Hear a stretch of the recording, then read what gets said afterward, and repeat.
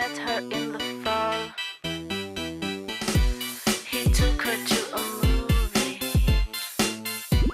and when they done it all,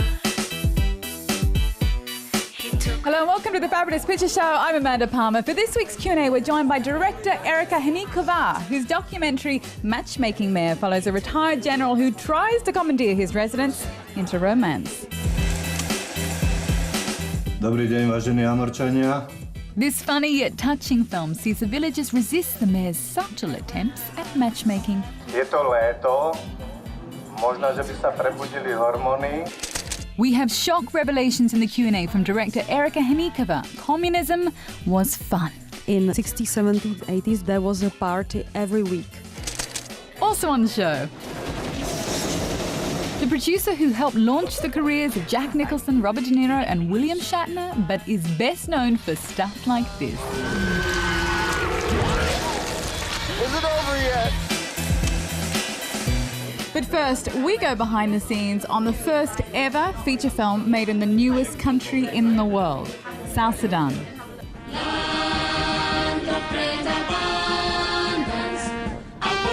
Buoyed by national pride, cast and crew are off to make South Sudan's first film.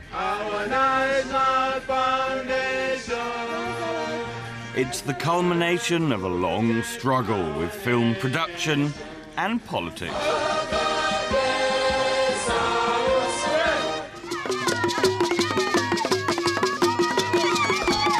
After decades of bloody civil war, newly independent South Sudan has little but oil and pride.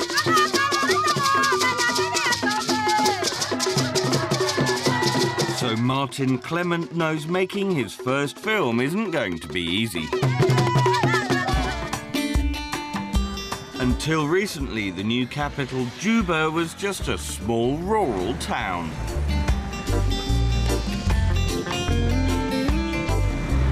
And at the only TV station, Martin struggles with the lack of basic infrastructure. The two decks got spoiled because of power. So power went off, it blows it up. It is a disaster. In a half-built church, Martin rehearses the actors.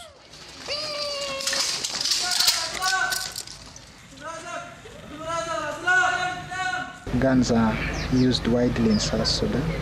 Anyone has a gun. So we felt like we need to do something about the dangers of using firearms. If we really want to live in peace and think of something better for our community, then we must surrender our guns, which is our big fear right now.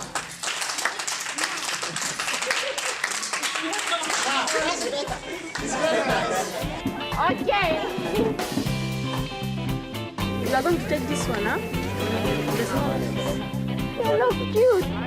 With money tight, the actors must shop for their own props and costumes. We needed something like this, with a lot of colors. 4, 5, 6. We're looking for the clothes for the chiefs and the elders. Those people are expensive. They're giving us various in price. You don't have money still now? We total have zero support from government in terms of singing. Zero support. They don't care. Rice, beans, onions. The lack of infrastructure means travelling just 2 hours to their location nearly breaks Martin's tiny budget. And as always, the problem is a political one. The Khartoum government blocked the road. No fuel is coming from Khartoum, so South Sudan had to depend for oil from East Africa. Now, a transport to Terkeka, they have to charge you £600, which is twice the normal price.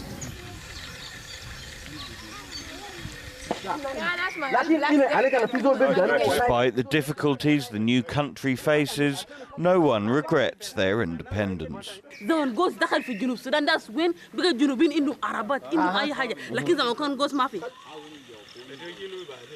With only a week to complete filming, Come on, baby, come on. the cosmopolitan film types meet their hosts, the Mondari.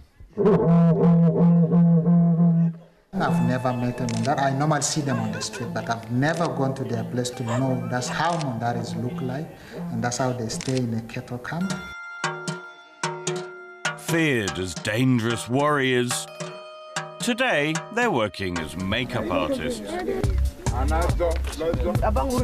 The only way to get the Mondari look is the Mondari paint, made from cow dung. I'm smart. That the blood should get dirty. Come this side. Take position, camera rolling, and action. The film tells the all-too-common story of a cattle owner robbed of his herd You must take revenge immediately. and his clansman's violent response. All of you are here. Yes. Hey, stop there. But in a bid to halt the cycle of violence, the tribal elders inform the police. They grew angry. And now they're going for revenge. Martin was filming with the region's only police car until reality intruded in an echo of his own plot. Some group came and raided cows from other people, so the police had to be sent. A few changes to the script and Martin films the final scenes with the police on foot. You guys see what I'm seeing? Over there. Run! Run! And cut! After an exhausting week's shoot, it's time to brave the trip back to the capital.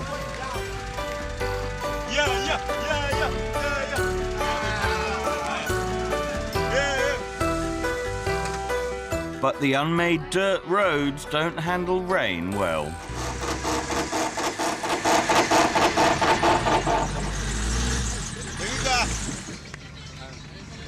Policeman, come down, man.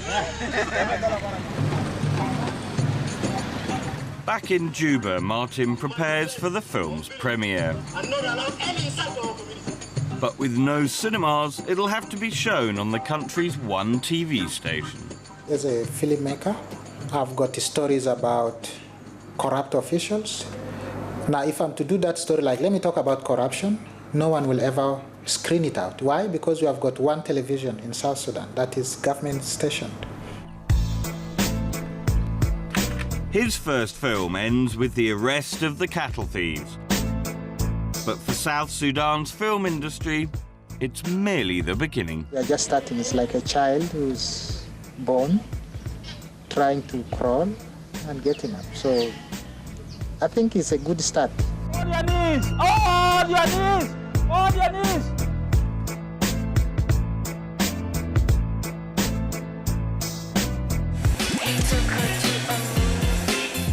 Hollywood producer Roger Corman has made over 400 films and is known as a trashy B-movie schlockmeister. But a new documentary on his life also shows how he helped make Hollywood what it is today.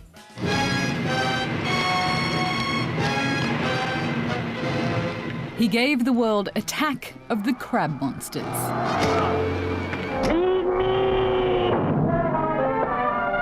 The Little Shop of Horrors. Who said that? You said that. Eat me more! And The Big Birdcage. Roger Corman is one of America's most prolific filmmakers, a writer, producer, director with over 400 credits to his name. Most of them super low-budget exploitation films. And it's Miss Nick to you. But he's more than just the king of the B-movies, as new documentary Corman's World shows. Corman's determination was evident at a young age when he turned his back on Fox Studios for not giving him a lowly script reader's credit. The fact that I had contributed, not recognized, was what brought me out of the studio system at a very young age. And I went to England and came back, had various jobs, and finally wrote a script and sold it and went along as associate producer. In Hollywood, credits are important. So on that one picture, I got a writing credit and an associate producer credit. Oh, yeah. As an independent producer, Corman was an unrivaled talent spotter, helping to launch the careers of Jack Nicholson, Oh, my God, don't stop now! Robert De Niro, Hallelujah! he handed Ron Howard his first feature directing gig, Jesus, did you see that? and also gave Martin Scorsese his big break with Boxcar Bertha. While some industry insiders dismissed him as a schlockmeister, Corman's work was often years ahead of its time. For me personally, I think the movie that affects me the most is The Intruder with William Shatner that Roger directed in the early 60s. You love black mayors and black policemen. To discuss race relations in the United States of America, he was really being a trailblazer. Martin Luther King wasn't even really a household name at that time. As a black woman myself, I just found that to be extremely, just wow. His 1966 film Wild Angels would lead to one of the most influential works in American filmmaking. I was always attempting to be ahead of the curve, particularly in the 60s with the Wild Angels, which was the first of the Hells Angels motorcycle films. That one went to the Venice Film Festival, and I was told was the biggest grossing independent picture of all time. I followed it up with The Trip about LSD. Out of those two, Peter Fonda and Dennis Hopper made Easy Rider. You got a helmet? I got a beauty. If you wanna be a bird. While the days of the drive-in B-movie have gone, Corman has continued to find audiences with TV and straight-to-video releases. For his inimitable contribution to the world of motion pictures, Roger has been winning Lifetime Achievement Awards since 1987. He now has over 15 to his name, including an honorary Oscar. His 2010 production, Sharktopus, has proven to be a TV hit. Dude, that's awesome! His next film is Piranhaconda. Given the economic situations that we're in as a global community, he's more relevant now than ever. What he was doing in the 1950s and 1960s, decades ago, you can really apply that philosophy to today's world. I'm still making movies, and I hope to continue indefinitely. They're fun. It's simply that it's a great outlet for your creative drives. I still enjoy it. Is it over yet?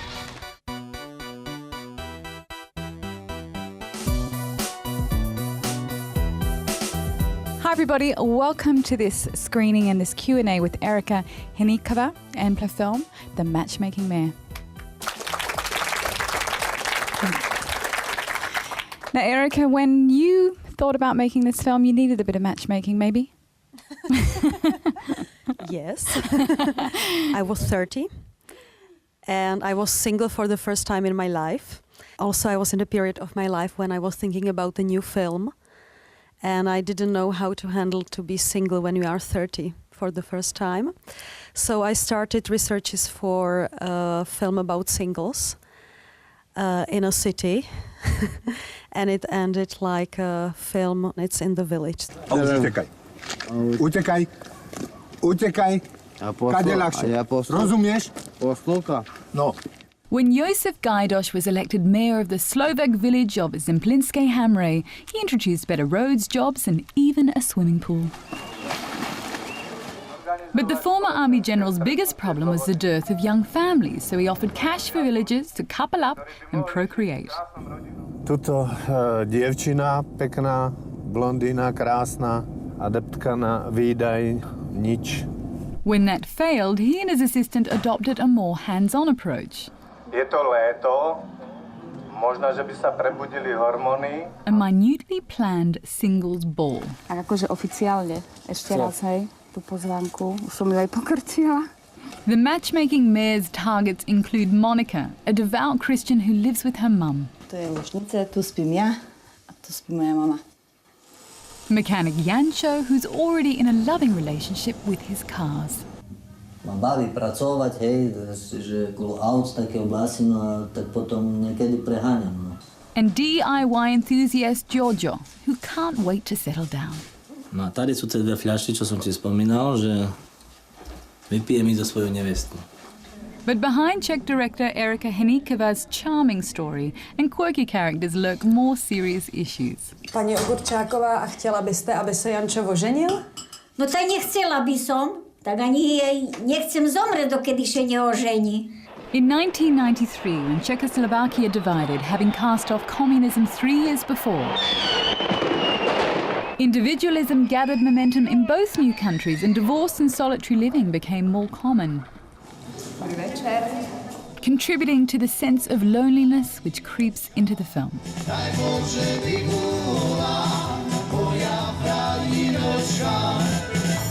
This came out of your own personal experience, but then you managed to find the mayor. Yeah, I went to eastern Slovakia. I was coming to the village. I walked there on foot, and I heard from loudspeakers that there was a discotheque on Friday, and someone vomited in some small trees in front of the church, and that the mayor is very unsatisfied with the people in the village. And I was just listening, what is it? And I had a feeling that I am in some weird world. Pozdravuje vás starosta obce. Dávno som sa tak nerozčulil ako dneska. Človek od rána do večera drie, nestíha. A po obci sa flákajú ľudia, ktorí nič iného nerobia, len si prelejú cez gagor alkohol.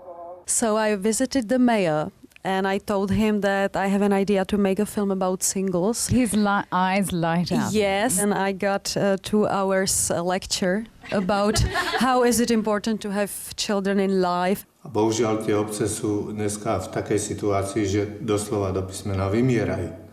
Čiže tam treba naštartovať. He also obviously tried to sort out Erika's personal life and had organised her whole new life where she too could live in the village and he would find her husband. Yeah, and he also figured out me that I could work in the nearest television station. He found her a job. Yeah. As well as a husband. Complete package. Na obci žijú mladí, krásni ľudia, majú sem tam svoje spoločenské neduhy, ale tie sa dajú napraviť alebo aj prehliadnúť. I take it you've moved to the village and now live in married bliss, or maybe Who do you think she married?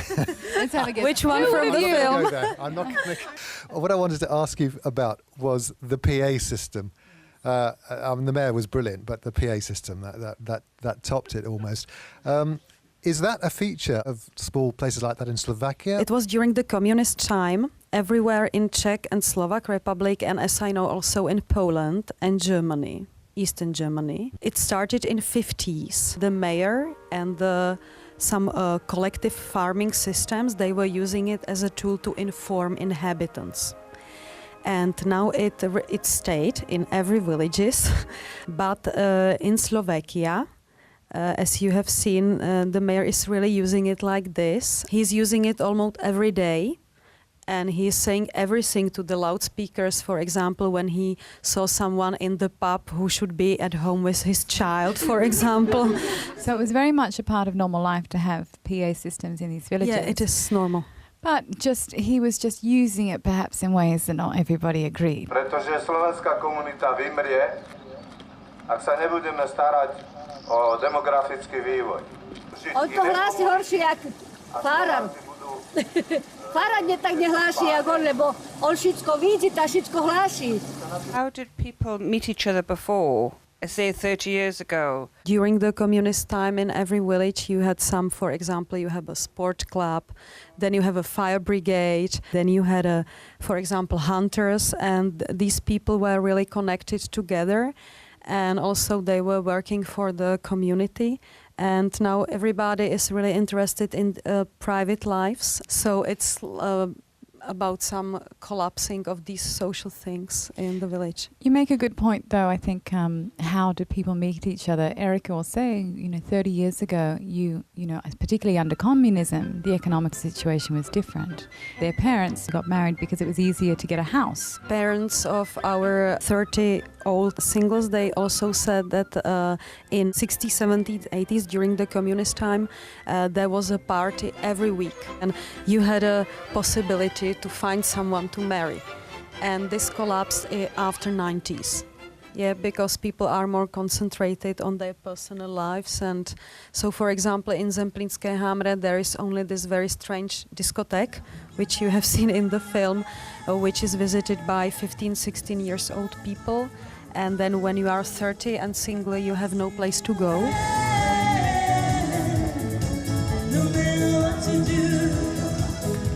Okay, I'm going to be a bit cheeky. Who's married here?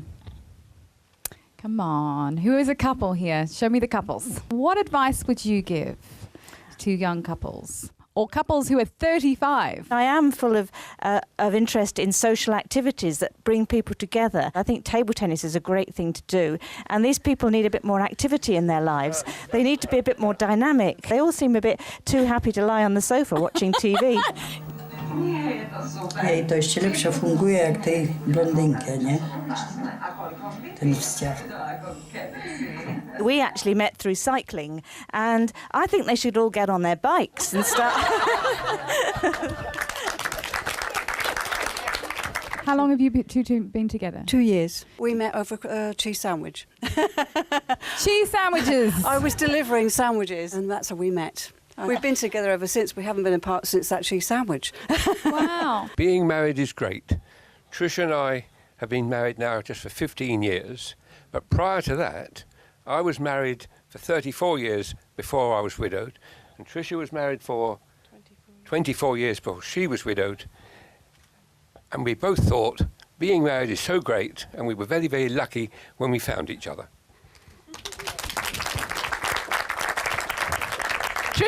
Tricia, was it love? Yes, absolutely. Great. So you I believe think in the love? people in the film, they seem very passive people. I think all the get up and go people had got up and gone. Moni, a ty jsi měla někdy nějaký vztah? Nie, vzťah som nemala žiadny. When I ask you about the film, you find it a sad film, don't you? Yes. Yeah. Where for you is the hope in this film? I don't know if there is some hope. Because, sorry. There's hope. Eric is no longer single. The question is if these people are unhappy. Very good question. Because, for example, Monica seems to me that she's quite satisfied with her life and she has got her love for God. And I had a feeling from her that she's satisfied. What is said in the film for me is that these people are a little bit passive people. They are living in this kind of situation and they are taking it as it is and they are not trying to push it somehow. No, len žení, nie? Tak práve. A mama sa musí starať o 50-ročného syna. No, tak práve sme dačo takého robili, aby... Ja znam, či pôjde.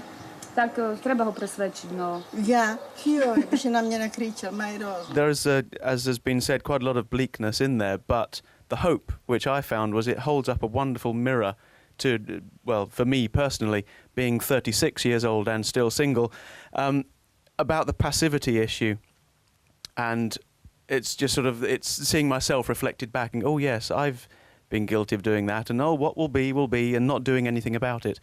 So there is a girl I've asked out, and she's put on a rain check, so I'm going to ask her out again when I see her next. Thank you.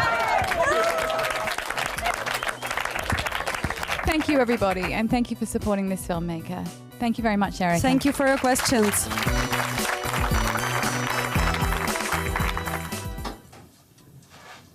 Moni, proč jsi se nakonec rozhodla jít? Donútili ma. Kdo? Všetky, s kým som sa stretla, aby sa nám vydala. No.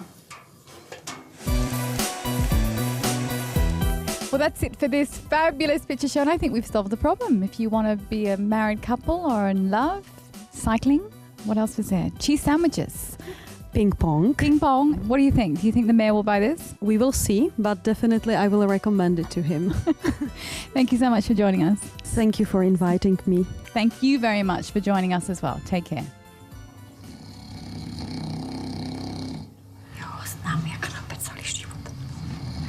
A je on tak rád takedy, že až nie vôbec nedýchanie, tak mu vynecháva. Jakže tak nadýchne a vôbec prestane dýchať.